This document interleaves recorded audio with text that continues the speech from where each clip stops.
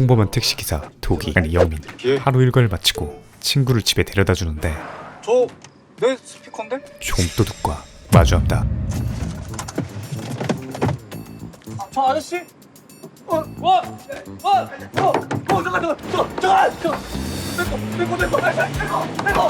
안녕히 계세요, 여러분. 야, 밟아. 왜 저거 잡아야지? 저거 잡으면 내가 30 쏜다. 그런데 40! 이 와중에 4달러. 딜을 치죠. 콜! 오케이, 땡큐. 오케이, 콜. 그렇게 거래가 성립되고 바로 베이비 드라이버에 빙의합니다.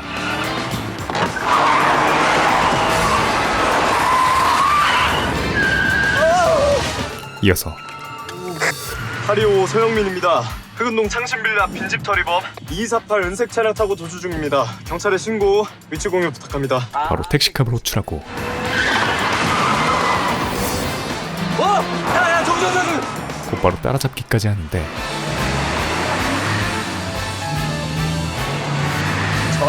잡았어. 그렇지. 그렇지. 갑자기 속도를 줄입니다. 뭐야? 갑자기 속도 왜 줄여? 그 이유는 어린이 보호구역이야. 문철이 형도 기립박수 칠 야, 벌점 부과되는 범칙금은 절대 안 돼. 지리는 준법 정신 때문이었죠. 하지만 2248? 여기 저 흑운동 초입인데. 거미줄 같은 택시값 보고 체계로 저쪽. 다시 추격에 들어서고 서로에서 대각선으로. 아유, 그래도 또 깜빡이를 켰네요. 깜빡이를 켰어요. 근데 멈춰 세우는데 성공합니다.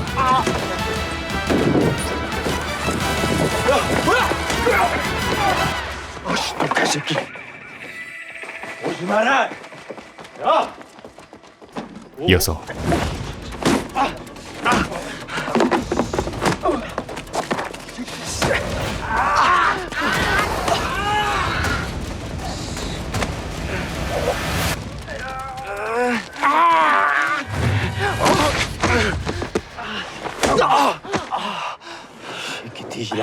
도주하던 주범과 치열한 싸움 끝에 검거까지 성공하죠.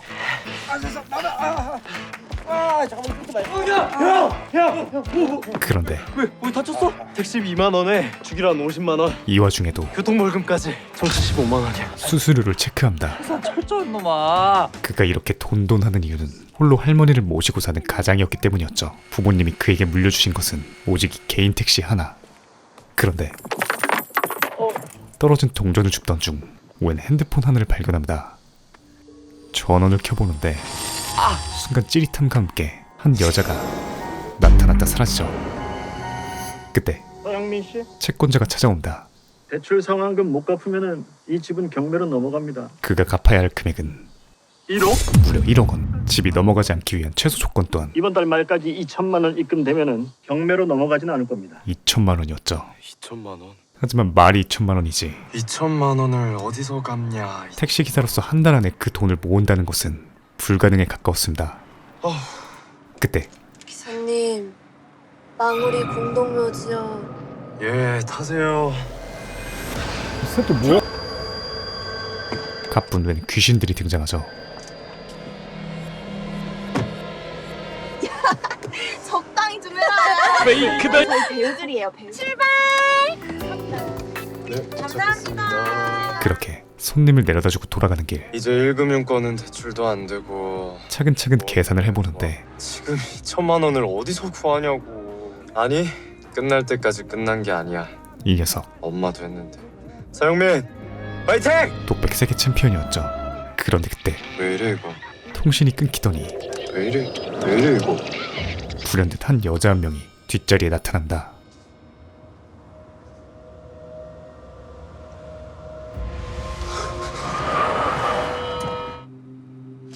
저기요?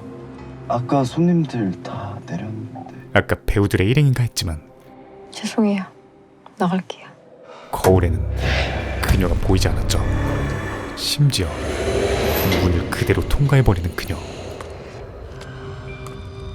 그렇게 넉나간 사람처럼 걸어가던 중 택시로부터 일정 범위를 벗어나자 왜 저래? 다시 택시로 빨려 들어온다. 몇 분 뒤 그대로 기절해버린 쫄보 아니 영민. 저 기사 그런데 뭐지? 참고 있어. 보아하니 나 여자도 죽은 거야. 본인이 귀신이 되었다는 걸 지금 안 듯했죠. 다음날 아침 드디어 정신을 차린 영민은 불이 나게 도망치고 쫓아오던 귀신은 일정 범위를 벗어나자 어제와 똑같은 현상이 벌어진다. 진짜 귀신이라고? 그때 돈이 목숨과도 같은 영민의 차에 주차 단속 요원이 다가가고 택시라고요. 여기서 주차시키면 안 돼요. 얼른 차 빼세요. 아니 뺄게요. 근데 저 뭐 하나만 확인해 주실 수 있으세요? 혹시 안에 누구 있어요? 없어요. 아저씨에게 확인을 부탁한 뒤 누가 있다는 거예요? 아이 그쵸. 다시 차에 들어서는데 이제야 오셨네요. 영민의 눈에만 보이는 귀신이었죠. 왜 제 택시에 있는 거예요? 심지어 모르겠어요. 저도 진짜 모르겠어요. 제가 누군지 여기가 어딘지 아무것도 기억이 나질 않아요. 세계 최초 기억상실증 귀신이었습니다. 같은 시각 귀하의 사건을 동파경찰서로 넘겨 계속 수사하도록 조처하였습니다. 특정 사건에 대한 처리 현황 문자를 보고 있는 한 남자. 담당 형사가 바뀐다. 그는 죽은 귀신의 아버지였죠. 그녀의 이름은 지연이었습니다. 한편 알긴요. 저 여전히 신랑이 중인 둘. 기사님 허나 무당이세요? 남들이 보기엔 아니 무당이라뇨. 그저 혼잣말 중인 이상한 사람이었죠. 아 당장 내 택시에서 나가요. 아 저도 그러고 싶어요. 근데 그럴 수가 없어요. 어디로든 가면 일단 보세요. 백문이 불여일견. 정말로 택시로부터 특정 거리를 벗어나자마자 바바리안 뺨치는 리프를 갈겨버린다. 거봐요. 내 말이 맞죠? 택시에서 벗어날 수가 없다고요. 허나 영민은 언제까지 생업을 지체할 수 없었기에 일단 영업을 이어가는데 와 이런데도 영업을 한다고? 그런데 탑승한 손님이 기사님 잠깐만 나 차 좀 세워주세요. 갑작스런 복통을 호소하죠. 차 좀 세워주세요. 아 내리니까 좀 살것 같네. 네? 아니 차 안에 뭐가 있는 것처럼 이상한 게 느껴져요. 막 섬뜩하고 소금 쭉 돋는 게. 귀신이 일반 사람에게 미치는 영향이었습니다. 미안해요 기사님. 나 오늘 배가 좀 아파가지고 택시는 못 하겠다. 그렇게 첫 번째 손님을 놓쳐버리는데 그 손님만 그런 것이 아니었죠. 당신 때문에 장사가 안 되잖아. 손님들 아무도 못 하고. 손님들 속 울렁거리는 게 나 때문이란 증거가 있나? 내가 오늘 택시비 꼭 받아낼 거야. 당신 누군지 찾아내서 가족들한테라도 오늘 택시비 꼭 받아낼 거라고. 정말요? 저야 그럼 땡큐죠. 이어서 경찰서로 찾아가 보지만 지금 이걸 보고 사람을 찾으라고요? 이거 최대한 비슷하게 그린 건데. 그림 실력이 거의 피카소급이었습니다. 이게 지금 저라고요? 그럼 이 근처에서 사고로 죽은 여자가 있나요? 없는 것 같은데. 그렇게 아무 소득도 없이 돌아오는데 같은 시각 강지연이 최초로 발견된 날짜는 4월 12일 밤 11시. 지연의 사건에 대해 브리핑 중인 경찰. 분명히 일반적인 죽음은 아닌 것 같았죠. 다음날 지푸라기라도 잡는 심정으로 인터넷에 질문을 올려보는데 내공백들입니다. 조심해라. 걔 때문에 다른 귀신도 탈 수 있다. 섬뜩한 댓글을 보게 됩니다. 귀문이 열리는 거야. 에이씨. 하지만 그래도 어쩌겠어. 돈 벌 사람은 다 하나인데. 어떻게든 2천만 원을 벌어야 했기에 오늘도 출근을 하고 둘의 기묘한 동행이 이어지죠. 저기 손님이 계십니다. 그런데 손님 안 타실 거예요? 싸늘하다. 저요? 질문이 정말 차도 괜찮아요? 좀 이상합니다. 그럼요. 그랬습니다. 또 다른 귀신이었죠.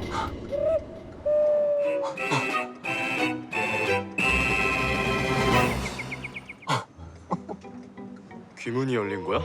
그래서 다 타는 거야? 원플원? CU 뺨치는 1+1 서비스였습니다. 얘기할 수 있는 사람 처음이에요. 반가워요. 그 택시가 무슨 귀신 정모장소도 아니고 왜 이래요 정말. 선생님, 제가 드릴 말씀이 있는데. 잠깐만요. 심지어 이분은 제가 먼저. 귀신들끼리 경쟁까지 하죠. 아니, 무슨 선착순도 아니고. 아, 지금 무슨 번호표 뽑았어요? 사람이 어떻게 상도가 이렇게 없어요? 제가 첫 번째 그리고 그쪽이 두 번째인 거죠. 어? 나 사람 아닌데 나 귀신인데? 아 정말 유치해 죽겠다. 한편 드디어 오늘의 첫 번째 사람 손님을 태우는데 귀신이 2명이 되자 아유. 그 쎄한 기운도 아유 뒷덜미가 기사 양반 미안해요. 예. 2배가 되어버립니다. 아이 저 손님! 이제 택시는 끝이야. 심지어 중요한 사안이 아니. 둘은 저녁까지 싸워대기 시작하고 되게 중요한지 내가 중요한지 기사님. 쓸데없는 귀신은 보면서 왜 엄마만 안 보이는 거냐고. 꼭 하고 싶은 말이 있는데. 다음날 결국 영민의 선택은 택시 판매. 기사님! 그런데 그때 저기요. 제가 보이세요? 새로운 귀신이 나타납니다. 저기 차에 금반지 좀 빼주실 수 있을까요? 금이요? 애가 아파서 골반지 받은 거랑 금 모은 거 팔러 가는 길에 사고가 났거든요. 와이프가 그걸 모르고 차를 팔아서 애가 지금 상진병원에 있거든요. 저분 살아있는 사람 맞죠? 저 부탁을 좀. 기사님! 그렇게 이 차에 금이 있대요, 금! 금 이야기를 듣자 돈미세 영민은 바로 반응하기 시작하죠. 요 사이로 떨어졌어요. 그리고 정말로 금이 나타납니다. 이거라도 있으면 애 병원비에 좀 보탬이 될 것 같은데 어떻게 안 될까요? 귀신이 이렇게 다 도움이 될 때도 있네요. 그러니까 다시 한번 생각을 해보시는 게. 몇 시간 뒤 나정이 이거 뭐야? 누가 줬어? 어떤 아저씨가. 그리고 이건 아빠가 주는 거라면 엄마 주래. 아빠? 영민은 귀신의 소망을 들어주고 이제 이승에 여한이 없게 된 귀신은 성불을 합니다. 이어서 그의 딸아이가 영민에게 다가오더니 왜? 금반지 하나를 건네죠. 아빠가 그런데 이건 아저씨 거래요. 의뢰비였습니다. 그야말로 개꿀 알바였죠. 귀신이 돈도 주나요? 이어서 지연의 마지막 사활을 건 설득이 시작됩니다. 기사님은 지금 돈이 필요하신 거잖아요. 아니, 택시 몰아서 돈만 되면 되는 거고 그 돈은 귀신이 줘도 되는 거고. 귀신이 택시를 낼 수 있다. 귀신 전용 택시 어때요? 귀신 전용 택시. 귀신만 태우는 희소성. 제가 영업 부당할게요. 지나가는 귀신마다 다 태울 테니까 귀신 손님 유치는 저한테 맡겨주세요. 설득의 기술 최소 58,000번을 읽은 것 같은 지리는 새치어에 그렇게 되면 기사님 빚을 다 갚고. 영민은 어때요, 기사님? 이 세상에 단 하나밖에 없는 하죠. 세계 최초 귀신 전용 택시로 거듭나기로 귀신 전용 택시. 결정합니다. 이어서 제가 어떻게 죽었냐면 남자 귀신 병철의 사연부터 들어보는데 산재였어요. 그래서 결혼한 지 한 달 그의 사연은 만에 산재로 죽었습니다. 아니 근데 신혼집 공사할 때 그의 소원은 욕조를 못 해준 게 마음에 걸려서 혼자 남겨진 아내에게 평생 욕조 없는 집에 살아봐서. 욕조를 만들어주는 것, 네. 그리고 그의 의뢰비는 골드바 진짜 있어요? 골드바. 그럼요. 하지만 문제는 집에는 어떻게 들어가고요? 애초에 집에 어떻게 들어가느냐였죠. 그런데 빠삭하게 알아내서 지인 흉내를 내야 돼요. 마치 이런 일을 많이 해본 것 마냥 아내분에 대해서 얘기해보세요. 처음 만났을 때부터 연애, 결혼까지. 사기꾼이었어요? 정석적인 매뉴얼을 제시하는 지연. 기억 안 나는데. 아이, 지금 그게 중요한 게 아니라 얼른 말해보세요. 어떻게 만나게 됐는데요? 둘은 보육원에서 만났어요. 어릴 적 보육원에서 만난 사이였죠. 그리고 몇십 년 뒤 영철 씨, 여기는 앞으로 같이 일하게 될 소연 씨예요. 운명처럼 다시 만나게 된 그녀에게 진짜 운명적으로 다시 만나게 됐어요. 점점 반하게 되고 그걸 무조건 닫아야 돼. 너가 아프고 힘들 때 내가 옆에 있어주면 안 될까? 이어진 그의 돌직구 고백에 그들의 사랑이 시작됐습니다. 그때부터 결혼할 때까지 10년 동안 쭉 서로만 바라봤어요. 근데 제가 죽일 놈입니다. 병철 씨 잘못은 아니잖아요. 이어서 김병철 씨의 고향은 쌍문동, 기사님의 포지션은 고등학교 후배예요. 지연의 1타 강의가 시작되죠. 기사님은 김성주의 사촌. 꼭 이렇게까지 해야 돼요? 그러면 어떻게 들어가려고요? 여자 혼자 사는 집에 대뜸 모르는 남자가 저 공사 좀 왔습니다. 그러면 얼른 오세요. 왜 이제야 오셨어요? 이럴까요? 그렇게 작전이 개시됩니다. 계세요. 누구세요? 안녕하세요. 저는 병철이 형 후배인데요. 하지만 내가 뭐라고 했더라? 고딩동문 김성주. 김성주는 기사님이 사촌. 그 성주형 아시죠? 영민의 암기력은 제가 그 사촌인데 뭐라고 했지?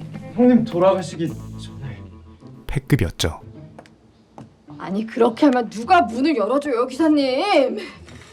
그런데 성주 씨 사촌이라고요? 사촌이라는 워딩 안에 문을 열어준 그녀. 무슨 일이시죠? 비록 암기력은 썩창이었지만 연기력은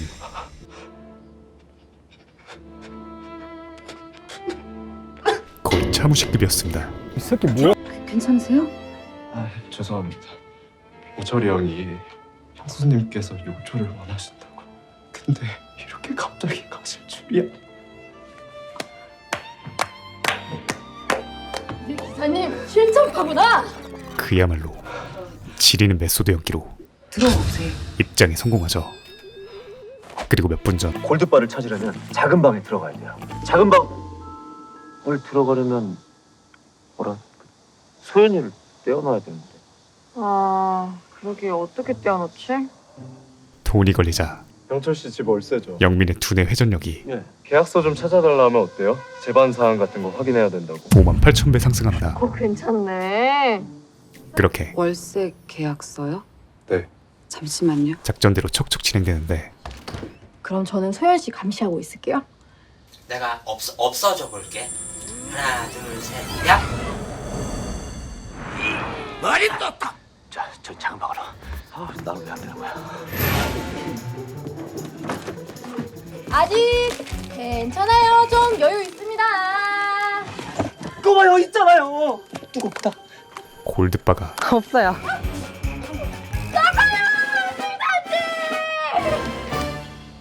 찾았어요? 골드바 찾기 대작전은 실패한 것으로 보였습니다. 이렇게 찾아와 주신 건 고마운데 제가 여유가 없어서. 그런데 성금 받았습니다. 선금을 받았다는 영민. 선금이요? 몇 분 전 아니 왜지? 왜 없지? 분명 여기다 뒀었는데. 에어컨 속에 숨겨놨어요. 휴대폰 버릴까봐 빼갖고 에어컨에다가 시간 없었다. 아슬아슬하게 그의 비자금 골드바를 찾아내고 말았던 것이었죠. 예쁜 욕조 만들어 드릴게요.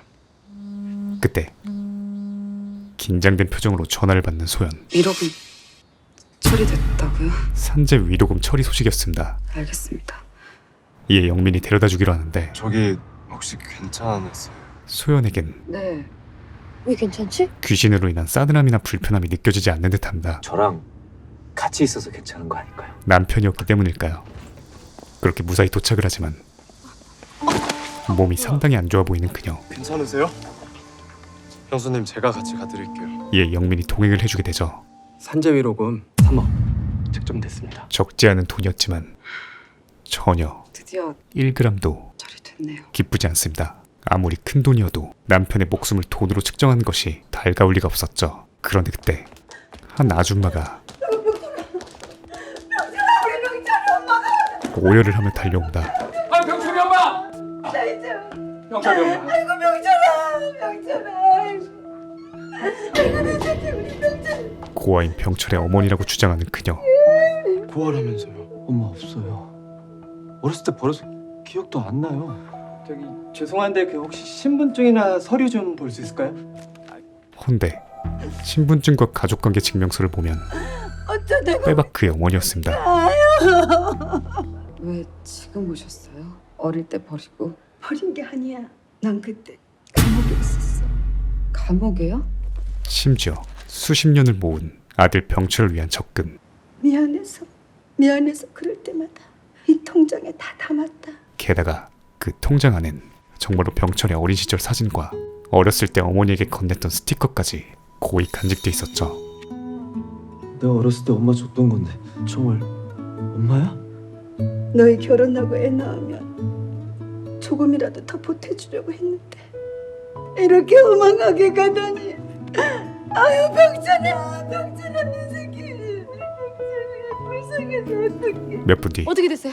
밖으로 나온 병철의 어머니는 병철이 납골당에도 못 가봤는데 나랑 같이 가주지 않겠니? 함께 납골당에 가줄 것을 부탁하고 뭐라고요? 버리는 게 아니라 그런 사연이 있을 줄. 병철의 심정도 소연의 심정도 오빠 살아있을 때 오셨어. 좋았을 텐데. 더욱 복잡해집니다. 그런데 오빠 키위 먹는 거 한 번도 못 봤는데. 싸늘하다. 얘는 병철이가 키위를 얼마나 좋아했는데. 뭔가가 싸늘했죠. 키위 알러지 있는데. 딱해서 어떡해. 이어진 대화에선 결혼한 지 한 달이면 아직 혼인신고한 지도 얼마 안 됐을 텐데. 유도신문의 냄새가 나기 시작하고 혼인신고 안 했어요. 왜? 아파트 청약 때문에요. 혼인신고를 안 했단 말을 듣자 옅은 미소를 띈다. 이어서 마치 목적을 달성했다는 듯 바로 가방을 챙겨 떠나는 그녀. 곧이어 뭐라고요? 충격적인 전화가 위로금 정보 소연에게 걸려오죠. 오빠 어머니가 탄다고요? 무슨 말이에요, 형수님? 병원에 전화하셨대요. 우리 혼인신고 안 한 거 알고 있었죠. 사보험과 산재 위로금, 회사 위로금은 꼭 법적 관계여야 돼요. 하지만 나라에서 주는 돈은 사실혼을 인정받을 수 있어요. 네 왜 알지? 어머니가 병원에 전화하셨어요? 그리고 그러게 서서히 혼인신고를 빨리 하지 그랬니. 본색을 드러내는 그녀. 내가 자금 사정이 너무 안 좋아서 가족이라면 절대 할 수 없는 병철이가 나한테 마지막 선물을 준 것 같다. 쓰레기 같은 말을 짓거린다. 걱정하지 마. 정리되면 너한테도 돈 나눠줄게. 이럴 거면 나 떨어지를 말지. 그렇게 차에 탄 인간 쓰레기들의 더러운 웃음소리가 울려 퍼지고 몰입도가 그 깜빵 이야기 진짜야? 현미랑 나랑 깜빵 동기잖아. 내가 그 사연 몇 년 내내 아주 지겹게 들었다니까. 사건의 파렴치한 민낯이 드러나죠. 한편 소연을 데려다주고 돌아오는 길, 이게 말이 되나? 영민은 근데요, 그 사람 진짜 친모가 맞을까요? 근본적 의문을 제기합니다. 그럼 가짜라는 말이에요? 왜요? 어릴 때부터 모아온 통장도 가져왔다면서요. 저도 키위 알러지 있거든요. 어렸을 때 아파하면 엄마가 얼마나 걱정했다고요. 부모는 자식이 아픈 거, 못 먹는 거 절대 안 까먹어요. 잊을 수가 없다고요. 도저히 납득할 수 없었던 그녀의 행동에 대한 의구심이었죠. 게다가 그리고 가족을 잃은 경험이 있는 영민은 가족 잃은 사람은 그 보험금이 싫어요. 마치 내 가족 목숨값 받는 것 같아서. 내가 자금 사정이 너무 안 좋아서 병철이가 나한테 마지막 선물을 준 것 같다. 그녀의 마지막 말에서 그런 말 절대 할 수가 없어요. 거의 확신을 갖게 됩니다. 그리고 생각해봐요. 그 통장 3천 주고 3억 받으면 그게 더 이득 아니에요? 파고들면 파고들수록 그렇네요. 합당한 구린내가 나기 시작하죠. 근데 그때 기사님은 어머니랑 많이 친했었나 봐요. 네? 그러니까 그런 것도 알아챌 수 있는 거죠. 지연이가 돌아가셨어요. 탈룰라를 갈겨버리고 오토바이 뺑소니 사고로. 벌써 3개월이나 됐는데 경찰은 아직 용의자 특정도 못하고 있네요. 꼭 잡을 수 있을 거예요. 그래야죠. 그러니까 우리가 이번 사건 조사해보는 거 어때요? 그녀는 공감대를 형성하며 우리가 그 억울함을 풀어줄 수도 있는 거잖아요. 영민을 설득합니다. 다음날 하지만 모든 범죄는 증거를 남기는 법이죠. 죽은 병철의 집에 찾아가 본 둘. 영민은 납골당에서 보아뒀던 병철의 생일을 입력해서 문을 딴다. 그런데 누군가 온 집안을 헤집어 놓은 흔적에 이어 집에 도둑이 든 것 같네요. 그러게요. 가짜 어머니와 진짜 어머니로 보이는 사람의 사진까지 발견하죠. 이에 병철에게 확인을 시켜보는데 얼굴은 잘 기억이 안 나는데. 근데 어머니에 대한 유일한 기억, 이 흉터. 바로 해리포터 뺨치는 오른손의 흉터를 기억해냅니다. 엄마 손에 흉터가 있었어요. 이어서 형수님, 소연을 찾아간 뒤 이런 말을 어떻게 들으실지 모르겠지만 전 아무리 생각해도 병철 형님 어머니가 이상합니다. 단도직입적으로 이야기를 꺼내죠. 이상하다면 어느 엄마가 자식이 못 먹는 음식 가져와요. 병철 형님 키위 알러지 있다면서요. 그리고 술 먹다 들었던 얘기가 생각났어요. 고아원 가던 엄마 손등에 흉터가 있었다고. 하지만 그때 어머니 손등에 장갑이 끼워져 있어서 확인을 못했죠. 만에 하나, 정말 만에 하나라면 병철 형님도 형수님이 이렇게 포기하는 거 원하지 않으실 거예요. 맞아 소연아. 병철 형님을 버리고 간 친엄마가 나타나도 그 돈 줄 수 없는데 심지어 가짜라뇨. 그건 정말 아니죠. 만약 그렇다면 하지만 소연은 이 와중에도 차라리 오빠가 없는 게 다행이에요. 오로지 병철이 걱정뿐입니다. 오빠가 이걸 본다면 얼마나 속상할까. 이어서 병원 재무팀장님이랑 아신다고 하셨죠. 네. 흉터도 확인하고 신분도 확인할 수 있는 방법이 있어요. 영민의 꽉 먹고 알 먹고 작전이 니들은 왜 나와 있는 거니? 시작되죠. 요즘 누가 지장을 찍어. 그 방법이라 함은 죄송해요 어머니. 이 서류가 너무 급해서 한 번만 찍어주세요. 서류에 지장을 찍게 만드는 것. 그렇게 그녀의 장갑을 벗겨내는데 흉터가 있습니다. 근데 왼손?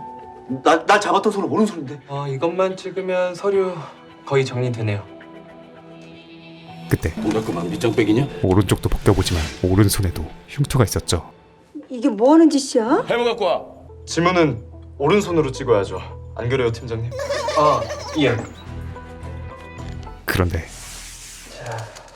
근데 어머니 지문이 안 찍히네요. 지문마저 없애놓은 내가 일을 하도 험하게 해서 독종 오브 독종이었습니다. 이게 다 달았지 뭐야. 내 인생도 참. 그때 이러면 확인이 안 되는데. 팀장이 말실수를 해버리고 눈치 5만 8천 단 쓰레기는 뭐야? 지금 이 상황? 바로 캐치하죠. 나만 이상해? 설마 심지어 네가 시켰니? 지문 찍어서 뭐 민증이랑 대조라도 해보게? 아니 그게 너 돈 안 준다고 그래? 그래서 지금 이러는 거야? 도리어 그들에게 누명까지 씌우며 화를 내기 시작하는 쓰레기. 넌 또 무슨 관계야? 계속 붙어 다니는 걸 보면 그게 무슨 소리예요? 무슨 소리라니? 니들이 쿵짝이 맞아서 지금 날 모함하는 거잖아. 이에 소연은 그래요. 사실 믿업지 않아요. 정면 돌파를 강행합니다. 확인이라도 하고 싶어요. 그런데 지문 아니면 응?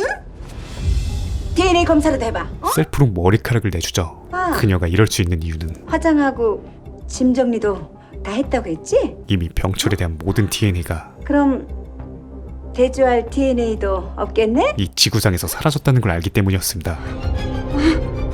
소연은 충격으로 쓰러지게 되고 도착한 병원에선 쓰러지셨을 때 피 검사에서 임신 양성 반응 나왔습니다. 뜻밖의 말을 듣게 되죠. 네? 현재 3개월 지났는데 모르셨어요? 심지어 분명 난임이라고.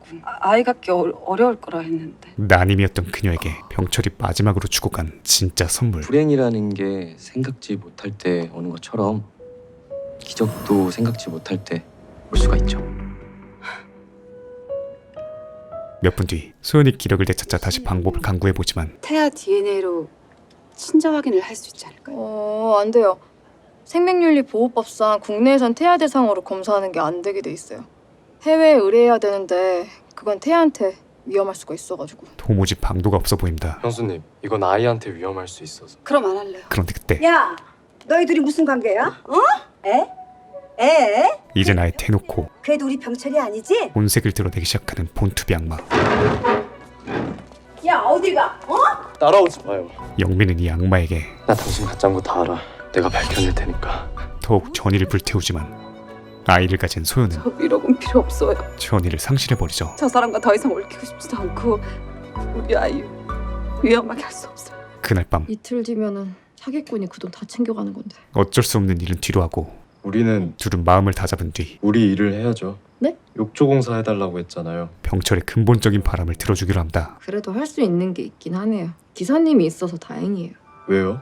누가 우리 말을 듣고 도와주겠어요. 기사님은 돈 때문이라지만 고마워서요. 다음날 한 분은 설비, 한 분은 철거를 맡으실 겁니다. 본격적인 욕조 공사를 진행 중인데 그때 지연의 눈에 한 사진이 이거 발견되죠. 하셨어요? 뭐요? 이거 병원에서 신청하셨냐고요?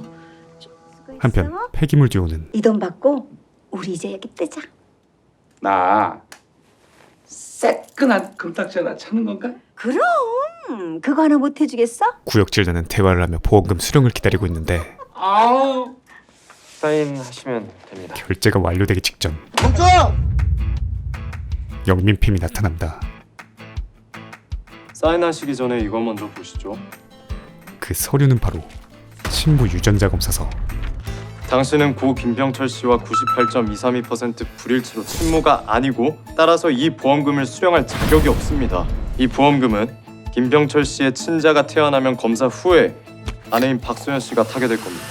DNA가 없는데 어떻게 비교를 해? 병철 씨가 죽기 전 신청한 DNA 카드가 있었고 그걸로 검사했습니다.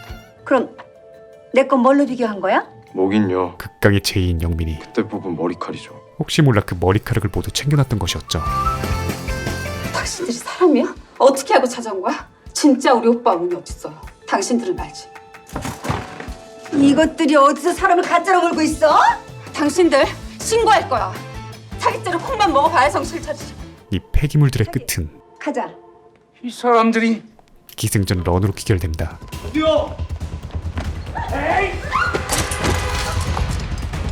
이어서 신고도 완료하고 정말 잘 됐어요. 경철 씨가 남아있던 이유가 이거였을 거예요. 모두가 해피엔딩인 것 같았는데 나도 분명 그런 이유가 있었을 텐데. 지연은 기쁘면서도 죽어서도 남아있는 이유가 내심 기억조차 나지 않는 자신의 현실이 씁쓸하기도 했죠.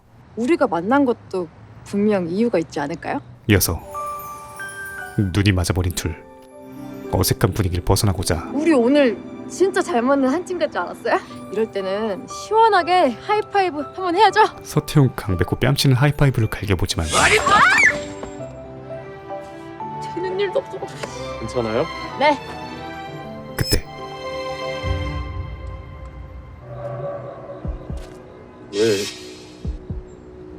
왜 그쪽이 죽은 우리 엄마 머리끈을 가지고 있는 거예요? 이게 대체 어떻게 된 일일까요? 오늘 소개해드린 딜리버리맨은 지니TV 오리지널 드라마인데요. 생계형 택시기사 영민과 기억상실에 걸린 귀신 환장 듀오가 귀신 전용 택시를 함께 운영하며 귀신들의 니즈를 해결해준다는 독특한 소재를 지니고 있죠. 이를 토대로 수사극과 판타지 그리고 로맨틱 코미디를 넘나들며 전개해 나가는데요. 이처럼 다양한 장르를 혼합해서 즐길 수 있다는 게 장점인 것 같습니다. 개인적으로 1화에서 인물과 배경 설명이 끝난 뒤 2화에서 본격적으로 더 재밌어졌고요. 각 에피소드별로 작은 주제 사건들 속에서 거대한 미스터리 줄기와 함께 수사극까지 같이 펼쳐져서 앞으로의 전개가 어떤 방향으로 흘러갈지 기대되는 것 같습니다. 오늘 소개해드린 부분은 딜리버리맨 1화부터 2화까지의 내용이었고요. 지니TV와 채널 ENA 그리고 티빙에서 매주 수요일 목요일 밤 9시에 볼 수 있다는 것 알려드리며 물러가겠습니다. 감사합니다. 지무비였습니다.